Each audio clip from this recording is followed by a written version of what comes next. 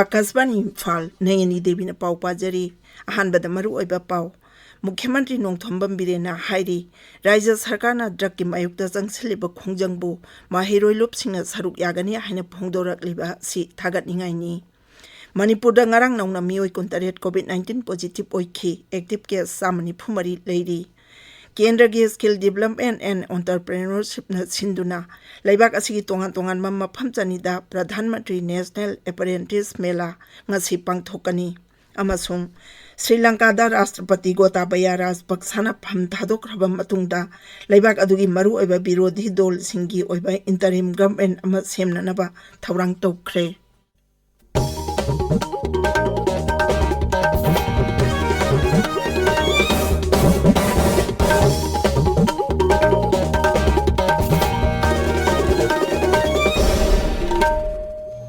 Mukhyamantri Nongthombam Birena Hairi Raja Sarkarna Drakki Mayukta Jangsiliba Khongjangbu Mahiroi Lupsingna Saruk Yagani Haina Phongdorakliba asi Thagatningaini Haukiba matam khara asida Naharol Singh Civil Society Organization Singh amasung Kanglup Kayagi Lujingba Singna Khunai Yeknaba Oiriba Mayai Kaba Drak Thingnaba Hotnabada Saruk Yarakliba Sina Aikhoina Lanjang asi Soidana Mai Pakani Haibagi Thajaba Lei Hainasu Mukhyamantri na Makhatana Phongdokhi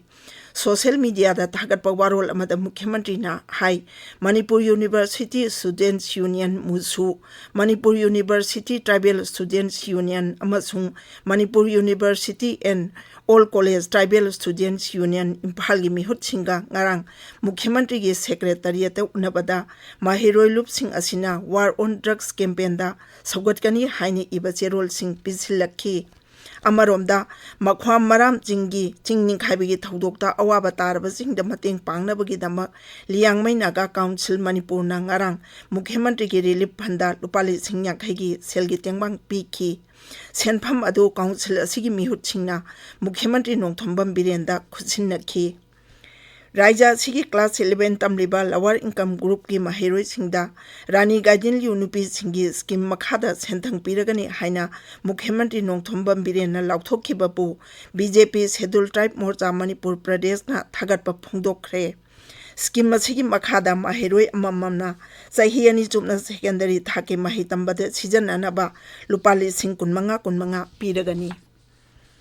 Manipurda haukiba numit kharani asida COVID-19 positive oiba masing tapna tamna hengalaktuna ngarang mioi kuntaret nongna positive oikhi raijagi haksal bibhagna ngarang numida waram thopo cherol amada hai haukiba pungkun marida punna mioi chahum yangkai taruk test tobagi manungda mioi kuntaret positive oikhi positive oibagi changchada tare dasmik tarukni positive oiba mioi sing adu Imphal East tagi taret Imphal West tagi tarahumdoi Bishnupur dagi ahum Thaubal Kakching Tengnopal amasung Chandel lagi mioi amamamni hairiba matam asida mioi tarahumdoi laichat asidagi naba pakhi naba phagalakbagi changchada marfudrani pandasmik ahum mangada hanthare Amaromda Manipurda COVID vaccine kapagi khongjang mai pangna sangsilli haujik phawbada raja sigi oina COVID vaccine dose lakun mapan lising marphumari jamri marphumari kapkhre madugi manungda ahanba dose da lak tara manga lising kunipan sumna humphudra mapan ani suba dose dana lak tara ni thoi lising humputaruk changwa yankai mathoi aduga precaution dose na lak ama lising tara mapan janipan yankai mari kapkhre ngasigi oina vaccine dose ama kapkhre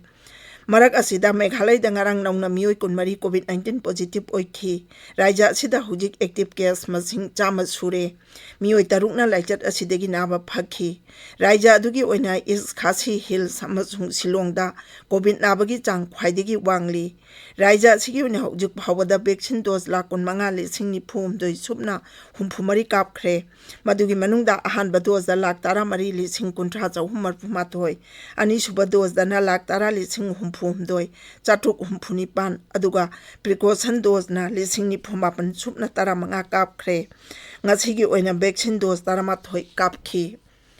Meghalai da drug ki mayukta jangsiliba khongjangi saruk ama oina Meghalai police na tongan mafam ani dagi drug karbar tawba mioi ahum phare Superintendent of Police Vivekananda Singh Rathorna hai makhata ba wahang pahung chathanabagi dama NDPH ki makhada case ama register tawbaga loinana police custody da thamli tabiriba pawasi Akasbani Imphal dagini Prime Minister's Skill India Mission gi saruk amo oina ngasi Kendra gi Skill Development and Entrepreneurship na sinduna leibak asi tongan mafam chani da Pradhan Mantri National Apprentice Mela pangthokani hojik phawada leibak asigi naha lak amal ising marphunipan henbana Apprentice Mela da saruk yakre amadi makhoi sing adugi manungda lising humphutare lomda apprenticeship offer pikre Nongmagi oba mela sida tongan be sector kuntrani panda tabak tauribe company lising amai henbana saruk yaga tauriba na hasinga unaduna wari sanagani mela sida mahigi thak class 5 taki 12 phawa pass tauraba skill training gi certificate pairaba ITI diploma natraga graduate pass tauraba na hasinga saruk yabai yagani ahan bawanya pangthoka dauriba artificial intelligence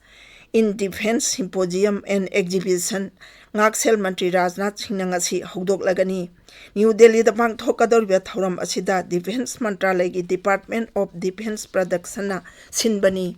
Defense Secretary Ajay Kumar na hai thauram asida AI production technology gi maramda exhibition asida utkani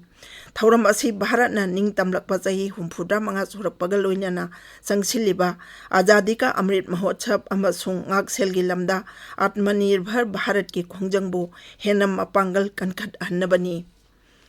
Sri Lanka da Rashtrapati Gotabaya Rajpaksana pham thadokraba matungda leibak adui maru oiba birodhi dol singi oiba interim government ama semnaba thaurang tawkhre leibak aduda hujik oirakliba phibam asigi yenglaga birodhi dol singna interim government ama semnabagi matangda birodhi sing watanaba haukhre Marak asida Kendra gi mapal thauram mantralay gi wangangloi Arindam Baksina hairi Sri Lanka da thokliba semilon ge awaba asigi phibam Bharat na yamna kupna yengsili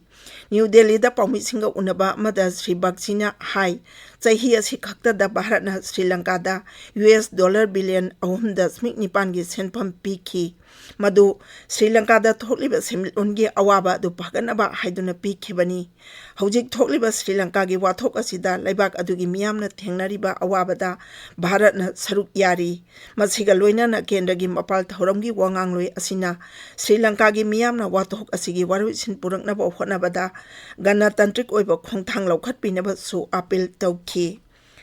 Kendra gi Information amasung Broadcasting Mantri Anurag Thakur numit nini gi khongchata ngasi Himachal Pradesh sa chatkani mahake khongchat manunga sida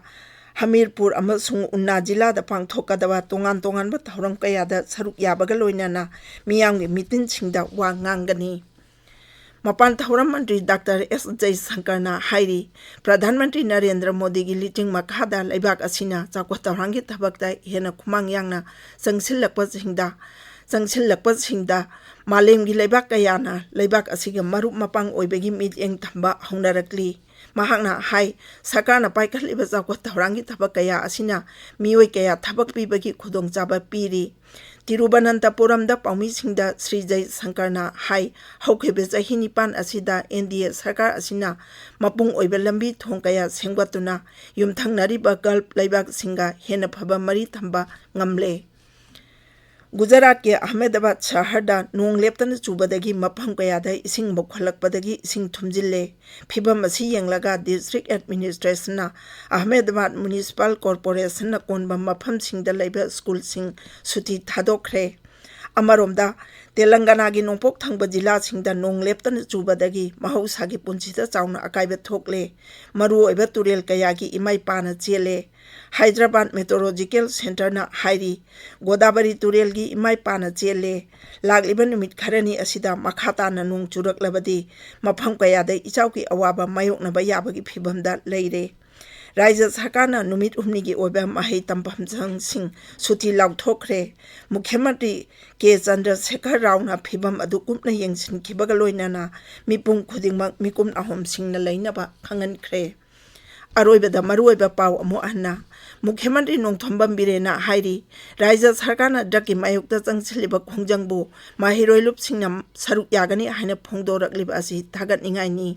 Manipur ngarang nongna mioi kuntaret COVID-19 positive oiki active case samni phumari leiri Kendra gi skill development and entrepreneurship sinduna laibak asigi tongan mambapam chanida Pradhan Mantri National Apprentice Melang asi pangthokani amasung Sri Lanka da Rashtrapati Gotabaya Rajpaksana pham thadokraba matungda laibak adugi maru oiba birodi dol singi oiba interim government ama semnaba thaurang tawkhre pauloi jare